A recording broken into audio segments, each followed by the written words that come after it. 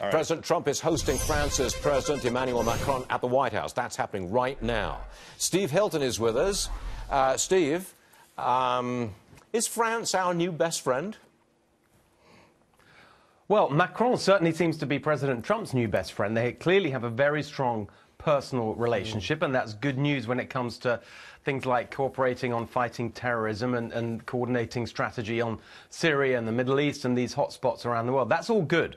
The part that I slightly worry about is the economics, because Macron couldn't be more opposite to President Trump's more populist approach. Macron is the ultimate globalist. He believes in multilateral institutions. He wants to deepen and strengthen the EU. And so I think there's going to be a clash there.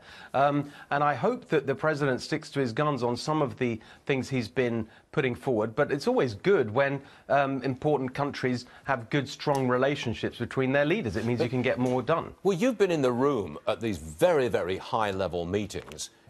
Is there real value in personal friendship? Because President Macron and President Trump clearly have a friendly relationship. I mean, that's quite obvious from what we've seen. But does that count when they're discussing fixing the Iran nuke deal or fixing trade and getting a deal between them? Does friendship count?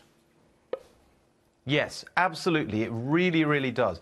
It means that they can really get to the heart of issues and not just repeat the points that they read on the bits of paper that their civil servants and bureaucrats have written for them, trying to sort of stitch up these deals in advance. When you actually get to the really tough issues, that personal connection is what really matters. It can make all the difference, actually. So I do think that's vital. And it's encouraging that they have this good relationship that struck up, I think partly because they both see themselves almost as a reflection of the other, however strange that may sound. They see themselves as insurgents who have kind of taken over the reins of power from the insiders, even though Macron himself, even though he started a new movement, he's the ultimate political insider. He's been right at the heart of politics and big business in France for many, many years. But still, they get along, and that's good news. A man with a British accent who used to work with the Prime Minister of Great Britain has to answer the following question.